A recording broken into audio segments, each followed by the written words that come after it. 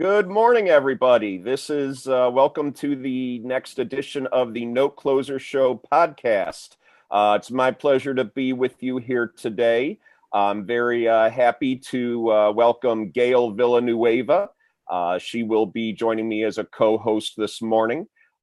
Best wishes to Chris Seveny and Eric Hyde. They were originally supposed to join us this morning, but they had some medical issues they were working on, so best wishes to them.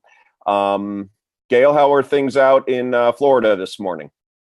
Fabulous. Hot, but fabulous. I hope it's okay with you in Ohio, too. Ohio, we have a beautiful day today. So what we are talking about this morning is how to be a social butterfly, really how to maximize the value from conferences.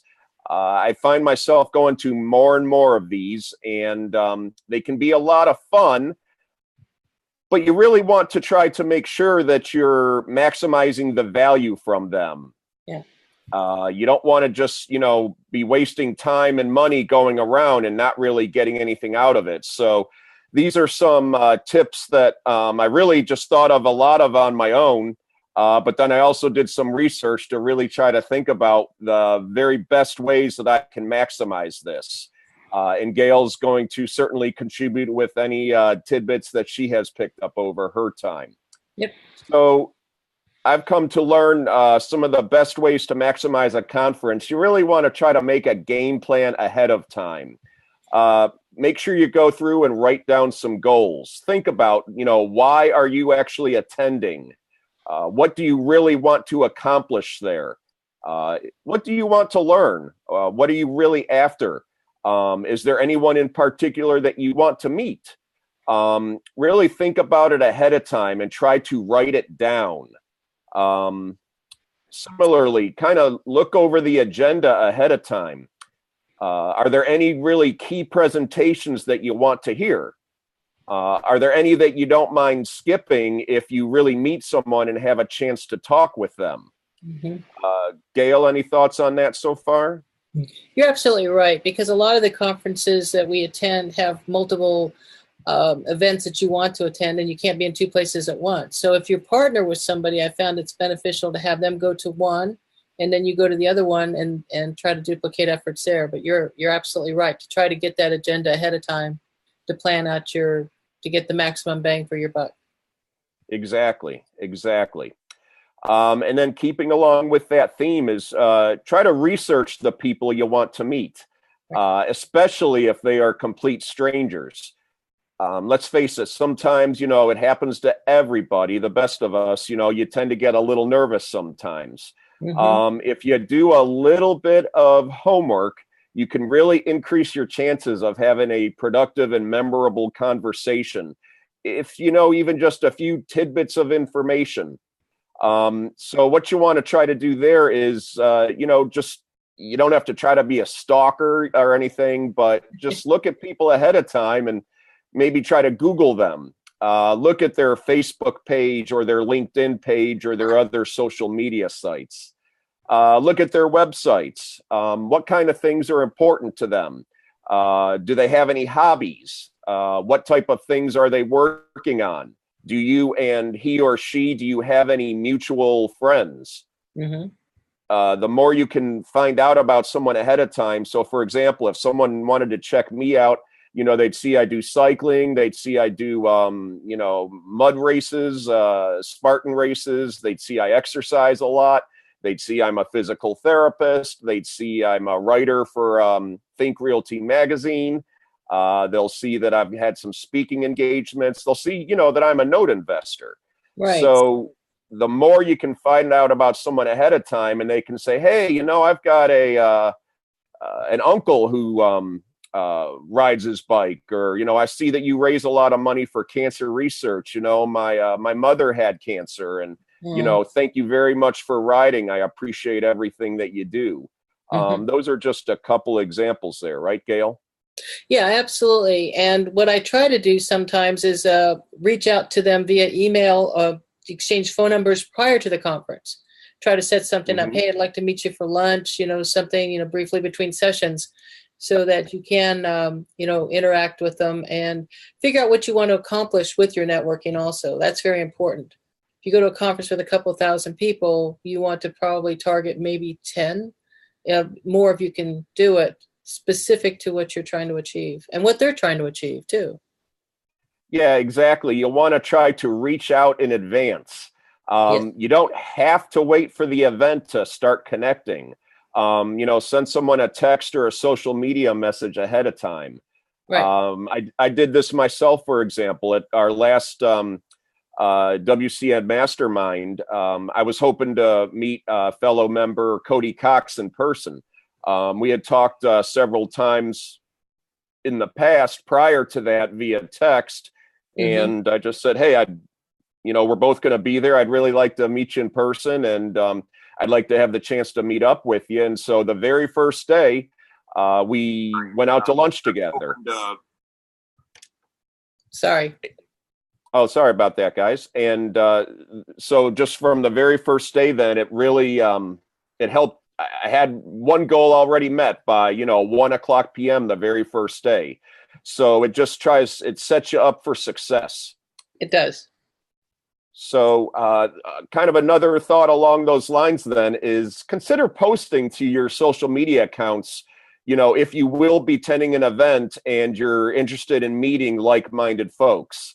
Right. You can even use the event hashtag. If the event has its own, app, or if it has a Facebook group, consider posting an introduction there. Mm-hmm. Just get your name out there. Let people know that, hey, this is who I am. I'm going to this. I'm interested in meeting like-minded people. Now, you've been to some conferences lately. What would you feel was your most beneficial, both personally and professionally, for networking of recent times? Boy, you're going to steal my thunder for later on here. Oh, I'm sorry. The biggest thing is just to engage and just make sure you just talk to people. But hold that thought. Stay tuned for just a minute. Okay. So, sorry about that. No, that's okay. It's okay. We're all friends here. Along with that line of plan ahead, plan your outfits. This is going to sound really funny. Plan your outfits from a guy. Okay. I thought it was just a... Nope. It should be everybody. You want to look nice. You want to put your best foot forward. Yep. The old saying, you only have one chance to make a first impression. Right. But in addition, even consider the weather. I went to, as Gail mentioned, I went to San Diego for the Magnify Your Wealth conference a couple of weeks ago. And, I'm from Ohio. And the impression is that San Diego is just the land of milk and honey.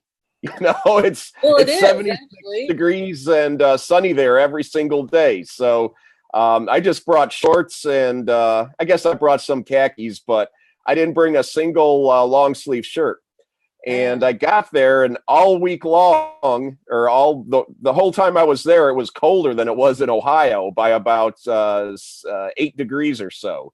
Yeah. So it was still really nice. It was a beautiful city. I really enjoyed my time there, but just kind of look ahead and plan your outfits and consider the weather. Absolutely.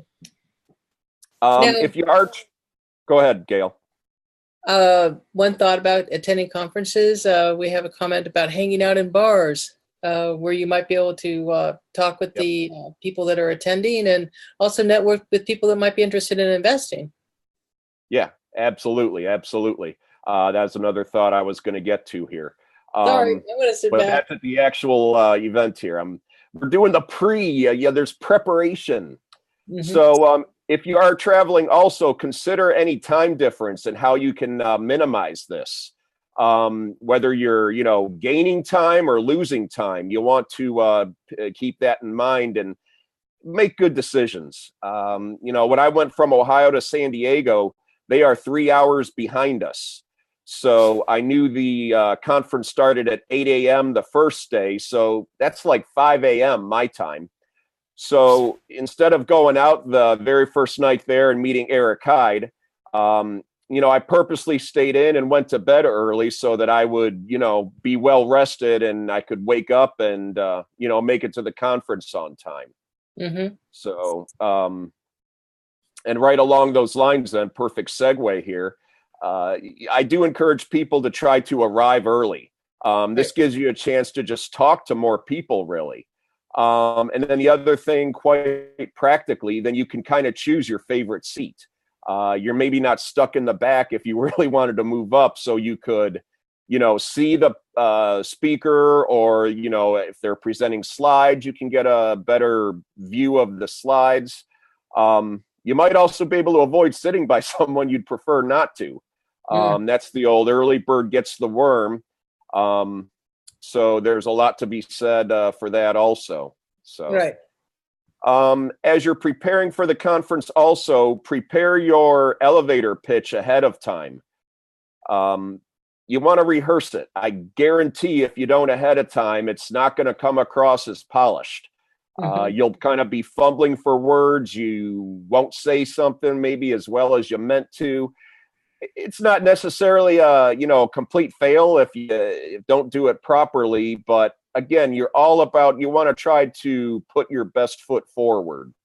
Right. So just having 30 seconds or so of your elevator pitch ahead of time, know what you want to say and know how you want to say it. What is your elevator pitch, if I may ask? My elevator pitch? Yeah. Boy, I was preparing to speak, but my name is Bill Griesmer. I work very hard to try to keep people in their homes, and in doing that, I provide good returns for investors. We do this by buying and selling mortgage notes. Mm-hmm. And, that's maybe 15 to 20 seconds. I think I forgot one sentence. But again, if I was going to a conference, I would have made sure that I really rehearsed that ahead of time. Right. I used to be a lot more technical with it, but I have learned, and from others actually, you don't want to be super technical. You're just after kind of oh, really? Tell me more about that. That right there is the reaction that you're after. It's not so much how much technical information can I get across here in 30 seconds or even Mm-hmm. 60 seconds. Right. Sometimes that'll just confuse people. You're just trying to get across 3 messages tops. And the main 2 that I had there, and part of it is my business strategy. Number 1, I try to keep people in their homes. Number 2, I do work with investors. Number 3, we provide decent returns. Those are the 3 key points that I'm trying to make just in the first 30 seconds. How much value do you put on business cards? I put a pretty large value on it. We're going to talk about that in just a minute. Also, I personally find it really, really important.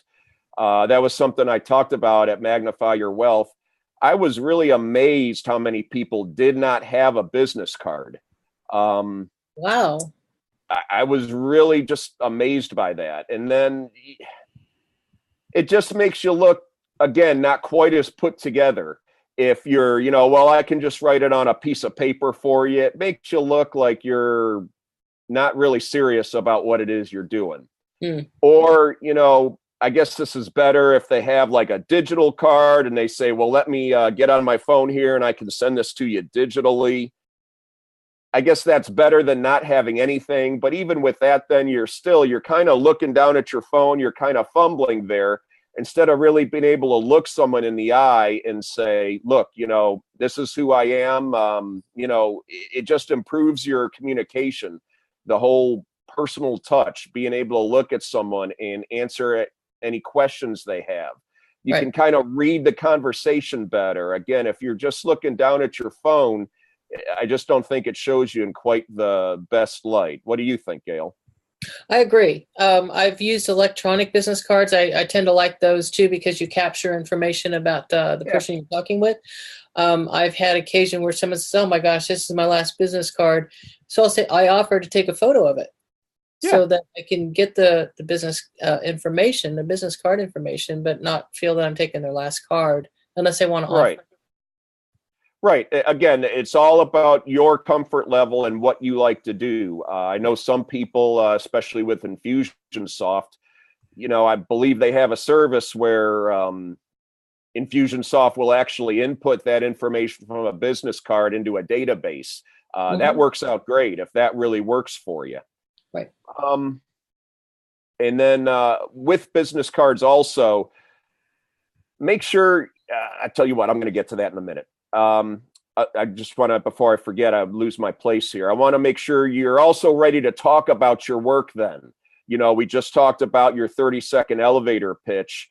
Also be ready if they give you the reaction you're looking for. That's really interesting. Tell me more about it. How long you been doing that?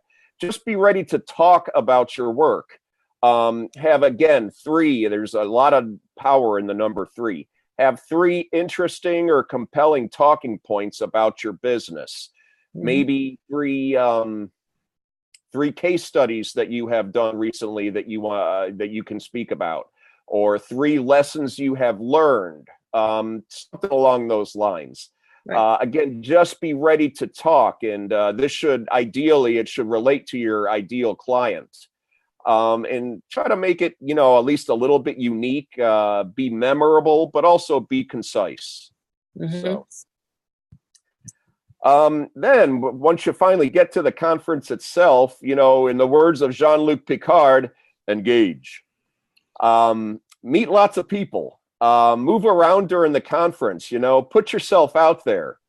You can never quite tell in advance who you will click with or who you might meet at a conference that can help you. Right. Yes, you will meet, you can learn from speakers' presentations, but there's also a lot of benefit to be had from meeting and talking with others. I mentioned earlier, you're probably wasting your time and money if you just go to these things and you just sit in a corner. Gail, thoughts on that? Yeah, you're absolutely right. The retention factor from conferences, it tends to be a little bit low unless you get home and you start implementing it. And then also networking that's our whole game, is networking to learn and meet other people. Absolutely. So again, make yourself a goal. Try to set, 5 engaging conversations with 5 different people. Maybe even go one step further.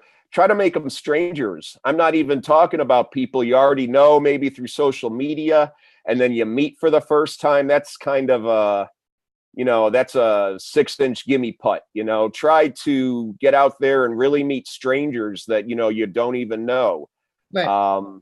I know at Magnify Your Wealth, I met and became friends with Yvonne Love and Jason Munson there. Both of them very different people. They had very different businesses, really didn't have much to do at all with note investing, but I learned something from them. They learned something from me. Those are just 2 off the top of my head. I actually ended up having dinner right next to someone who, sent me a tape. You can never tell just by looking at someone who might end up adding value to your life. That was something, if I remember right, Malcolm Gladwell's book Outliers, one of the top salespeople talked about that. And his point was a lot of other salespeople, they try to look at people right from the time they walked in the door, and they would try to kind of decide in advance who would buy and who would not. And the top salesperson did exactly the opposite. He treated every single client like they were going to buy from him. Right. So that was just an interesting take on that, I still remember just out of the back recesses of my mind several years later. Do you ever use the form method of breaking ice with people? Why don't you tell us a little about that? I think I've done some of that, but the VOR? Form, F-O-R-M? Oh, yes. But why don't you tell them about it? Okay, it's family, occupation, recreation, and motivation. Yep, exactly. And, you sit there, and have you ever noticed that when someone asks you or you ask them, so where are you, what do you do, or where are you from? It automatically leads into polite conversation of, well, what do you do and where are you from? Yeah, exactly. It's kind of a get out of jail free card. Yep. Jail is the wrong word, but if you got nothing else to fall back on, just kind of think of that in the back of your head, and hopefully that's something to kind of, get you through. Right. So, you mentioned business cards earlier. It's really important to have a contact information strategy. Mm-hmm. And the whole point is it's similar to business cards, but you can end up with contact information just all over the place. You might have a pile of business cards, you might have some digital cards. Um, Someone might, write their phone number on a napkin and hand it to you. You might Right. have contact information or a note to look up scribbled on the corner of a notebook page. Um, Mm-hmm. you want to try to organize all that information for it to be really useful. Maybe anything that does not have physical form, you put it all in one centralized spot, even like one pocket, okay, or even your business cards. Everything goes into one pocket, or you specify one single sheet, maybe the first page in your notebook. This is for any information that is not already on a physical business card. Mm-hmm. And right there, I met John Doe and this is his phone number. It's all on one single page. Right. Something along those lines. In addition, if you do have business cards, I encourage people try to, within a very short time, by the end of that night, minimum, just take 1 minute and just try to write down 1, 2, 3 things about that person that you remembered. Mm-hmm. David Hardcastle, I remember I met him at the Mastermind, and he's a cyclist like I am. So when I got his card, I just wrote cyclist, and that gives me something to remember about him. Right. Anything, just something unique, just to try to remember something about people.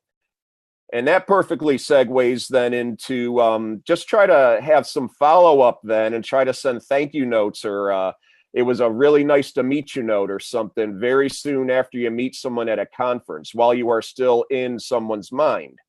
And again, then that's when you use that information that you just wrote. Mm-hmm.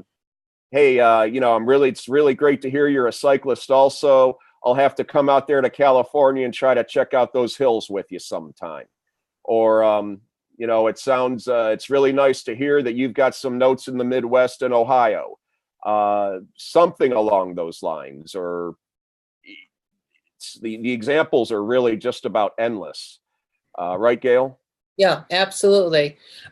People like to try to find common things, similarities and commonalities, both Mm-hmm. interests or where they live or what they like to do, or even occupations. Absolutely.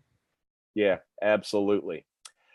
So then when you get home, try to review your notes. And I encourage people to do this pretty soon after they get home from a conference. I know sometimes you just want to get home and then you're immediately starting to catch up on activities that you had to put off to the side or such while you're at the conference.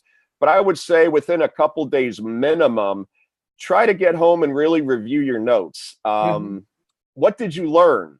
What do you need to change? What did you learn that you need to try to implement? And along those lines, try to change, even if it's not something from the conference itself specifically, try to make just one small change immediately. The same day, if at all possible. For example, I made a video some time ago about my vision board. And when I got home from Magnify Your Wealth, I realized I had taken that down to put something else up, and I had it down where I really couldn't see it. And so that night, I believe, I went to my bedroom and I just took down a different painting that I had up on the wall. And I have that vision board up there. And so every single morning before I even leave my bedroom, it just helps me to focus a little bit and say, all right, this is why I'm doing what I'm doing. And it just helps you, again, engage the day, carpe diem, seize the day. Do you have personal and professional items on your vision board? Oh, yes. Yeah, good. I think I've got a video on my YouTube channel if anyone wants to see it again. It got a lot of really positive attention, but yes, both personal and professional goals. Good. Or, if there's something at your house that you've been meaning to clean up forever, then just clean that up. The whole point is you're trying to make some type of change immediately. Right. So you're not just going home and going back to the same old every single time. Mm-hmm. You're trying to turn the page and saying, you're starting with a clean slate. Right. So that's kind of what I had for conferences. I've got a little bit more content here about networking, Gail, but did you have any other thoughts on conferences or how to make the most of a conference either before or during or afterwards, or any other tips that you've picked up over the years? Well, you've picked up on the main items, as part of the networking. Both you and I have been to conferences, before and after note investing in our lives. And one of the things that I focused on, in other professions was to go ahead and, when I worked for the government, was to start implementing things right away when I got back. Otherwise, you forget about them. And you don't want to do that. So you've hit on the big heavy hitters. We did have a question from Scott Carson. He says, have you ever read Never Eat Alone by Keith Ferrazzi? I personally haven't, but have you had a chance to read that book?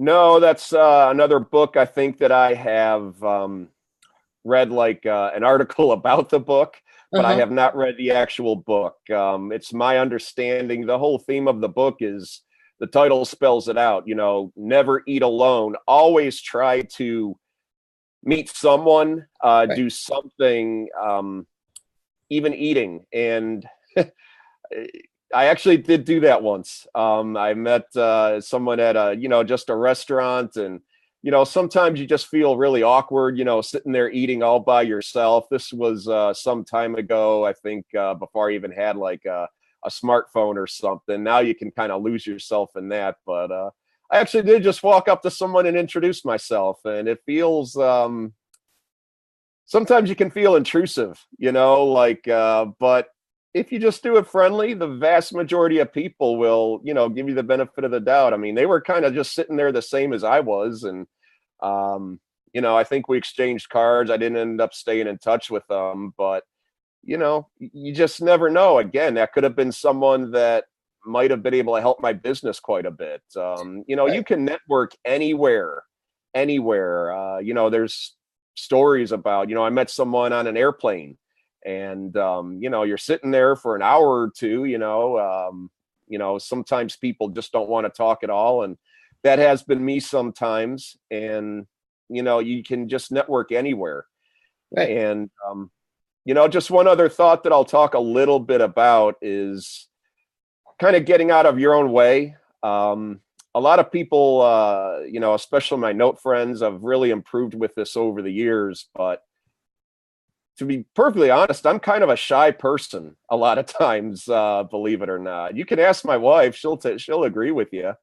And I guess I just, you realize at some point what we talked about. Really try to think about what it is you're trying to accomplish and how to best go about it. And I finally just kind of realized if you just keep to yourself, you're not really going to progress as much as you want to. So even if it's difficult and, you just got to get out there and do it. And if, the stuff we talked about today is kind of daunting to you, if meeting 5 people is difficult, then just try to meet just one person. Just, you got to put yourself out there though. And you can't just say, I'm introverted, I, can't meet people, that kind of thing. I really truly believe this, and this is both personal and professional. Every single person can teach someone else something. Right. Well, you can't be very introverted in this business, that's for sure. Yeah, exactly. So a couple other tips then, for networking just in general. Take a look at around you and look at the networks that you already have in place also. A lot of people, we know so many people, and new opportunities can arise from people you already met.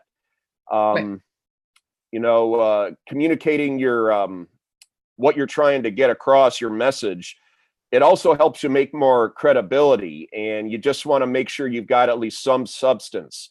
That's kind of what we were talking about also, making sure you really think through what it is you're trying to communicate ahead of time. Right. And, a couple other phrases, most of us can't just show up at an event and stand around and expect people to come up and talk to us. The celebrities of the world can do that, even kind of the like local or business celebrities, you might be able to consider Scott one of those. The vast majority of us, though, we can't just stand around and expect people to come up to us. You got to go out and make it happen yourself. Right. Kind of what we're also talking about. Also, don't be afraid to exit quickly from a conversation that's not a good match. The more people you meet, like I said, I don't mean this as a contradiction of what I just said. I do think everybody can learn from other people, but there's some people that you're just not going to click with, or you're not going to fit with really well in life. And you know what? That's okay. Right. It doesn't make you a bad person. It doesn't make them a bad person. Sometimes people, just for whatever reason, they don't, do exactly well together, and just don't try to keep pounding a square peg into a round hole. Right. So, networking, again, just try to be honest and sincere, and hopefully both parties get some value from it. So, and kind of my last note here that I was going to talk about, and I was just thinking about this during the game last night. Some of actually, when I was in college, I had an internship with the Cleveland Cavaliers. It was kind of a dream come true at the time. And that whole happened because of networking. The way it worked out, I went to Ohio University. I have a degree in journalism. And we were having a conference, and Bob Price, who was the director of public relations for the Cavaliers at the time, the team had missed the playoffs that year. Oh. And I know it's an awe, but he couldn't have come to that conference if the team was in the playoffs. So it kind of ended up working out.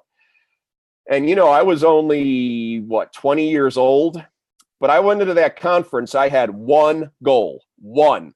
That was to meet Bob Price. Wow. And I even said, if everything works out just right, I'm going to make this happen. And I did. I remember being so nervous and unsure of myself, but I just had the chance to sit down with him, and after talking with him for an hour and a half, I had an internship. And wow, that's awesome. It was amazing because, then when I was actually on my internship, they get literally hundreds per year of people that wanted to be exactly where I was. So, that's kind of an example of exactly what I'm talking about. And that was so long ago. But, I got to meet all the team. I was on Sports Center and that type of thing. I met Michael Jordan very briefly. I met Larry Bird briefly. He was my idol at the time. Nice. I was, really just part of the team. And then I was able to parlay that then again through networking. The general manager of the Cavs, Wayne Embry, he was on USA Basketball, part of the Olympic movement. And so I was then able to parlay that internship into another internship with the U.S. Olympic Committee. So, wow, Bill. Yeah. See, we got a that's what I mean. Here. I know Gail a little bit, and she didn't know this stuff about me. So I didn't know that Patty Penn was a movie star either. So right. So my point is, you can make good things happen with networking, no matter who you are, no matter where you come from. It just starts with being willing to take some risks and really put yourself out there. So we're starting to get there on time, Gail. Those are my top key giveaways. If someone is interested, I've put this again into the format of a handout, similar to what I did last week when I spoke with Katie Mouton, kind of my how to be a social butterfly and how to maximize value from conferences. Mm-hmm. If anyone is interested, they can feel free to direct message me on Facebook, or they can put their email in the comments, or they can send their email to me. I'd be happy to listen. I'll write my email in the comments just so everybody has that.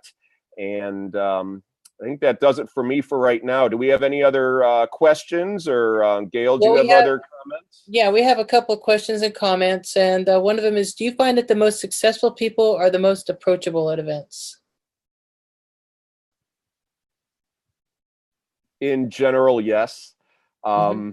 Well, You why know, do you you think might that? have, Yeah, why do you think that is? that's because that's a big part of the deal. You know, how do you think that's probably part of the reason they got so successful? You know, Mm-hmm. I've read Bill Gates. I mean, he's obviously one of the most successful people in the whole world. Right. You know, I've read that, you know, he's not really a people person, but again, he started his whole path to success by getting a contract at IBM. You know, that required some networking right there.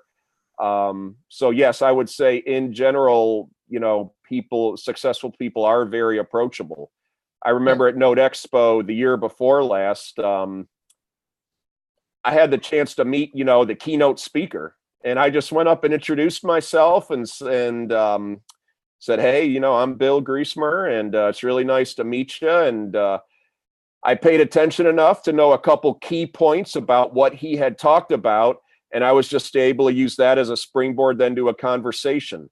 Right. And you know, his name's Matt Burke, and you know, we've stayed in touch. You know, he lives in a different state. We're not drinking buddies or anything, but it's just, and he's obviously a very, very successful person. Mm-hmm. So yes, in general, I'd agree. Successful people are generally pretty approachable. What do you spend time talking with vendors when you go to any of these events also to try to network and Mhm. do FaceTime if you, I not FaceTime on FaceTime, but some in real life time with them? Absolutely. Let me ask you this. Mm-hmm. Who do you think, if you're with a servicer, for example, Right. and you've got, you know, one of their clients, you both, two people hire the same servicer, Mm-hmm. and one of the clients, you know, that person, say it's Shantae, she doesn't know who that person is. She's never talked with them in person. Um, doesn't really know anything at all about them. Might recognize the name, but certainly has never seen their face. They've never contacted her. And then the other person, just the opposite. Shantae, oh yeah, I remember, you know, talking to Bill and meeting him at DME, and yeah, he did that cycling thing, and he's raising money for cancer, and you know, he's the one. He worked out that really difficult note, and then he gave us the business from that. Yeah, I remember Bill. If they both call her at the same time, who do you think? It's just human nature. I'm not saying anybody would purposely ignore somebody, but who do you think they're probably going to pay attention to first? It's You're someone abs- that they yeah, already know. right. That they're kind of building a relationship with. Yeah, absolutely. Exactly. So Because yes, how go many ahead. times have you heard people say it's good to put a name with the face? Yeah, exactly. Same So thing. yes, by all means, it's a really good idea to meet vendors and you know, people in your um, both personal and but especially business network. Right. They can help you. They can make life easier for you. They can save you money and time sometimes. So Mm-hmm. yes, by all means, make sure you even talk to vendors. Yep. Any others? Um, Running through it, I think we kind of I weaved everything in as we were going along a little bit. So Okay. I think All right. we've pretty much covered everything. Yeah, as you said, we'll go ahead and put our contact information in there, and Yep. so folks know how to get a hold of us. I have a question. This is God. Yes, God. It's not my Well, time yet, God. What about asking for introductions from people? If you're trying to meet somebody but don't know the person, do you find that valuable? Oh yeah, absolutely. Bill, go ahead and jump in there if you will. Yeah, absolutely. If you don't know somebody, try to introduce them if, like, they're a friend of yours, but they're a stranger to the person you're talking to. Right. Try to make an introduction there. But again, that's what it comes back to. Be ready ahead of time. Be willing to put yourself out there. Be ready and able to look someone in the eye and say, yeah, I'm Bill Griesmer. I'm a note investor. And, your elevator pitch, which I gave earlier, I look to help keep people in their homes, and I provide returns to investors. We do that by buying and selling mortgage notes. Right. And I have an introduction ready. Yeah. And I've asked people to, if they don't mind giving me an introduction to a certain person that I've wanted to meet at a conference, and saying, hey, do you mind introducing me to this person? So, going up to them cold and then having that relationship or commonality before you can do that is very, very valuable, I think. You know what? One final question. I have a question for Bill yet. Go ahead. How many games do you think it's going to take the Warriors to win the series? Oh, God. Oh, man. Oh, man. Well, my heart says Cavs in 6, but my head's got to go Warriors in 5. How's that? Not bad at all.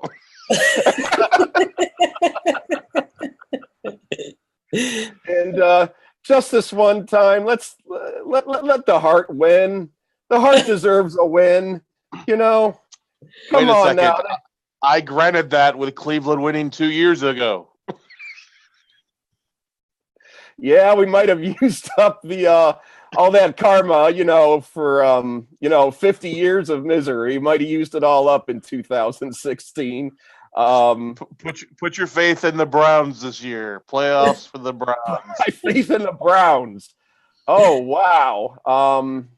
I think I really might have better luck watching that pig flying out the window.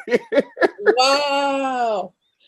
Well, see, that's a perfect example of a commonality not associated with business that you can talk with folks about. And then it's like, oh, yeah, Bill and Scott, they do notes, have something different, too, as far as an approach to folks.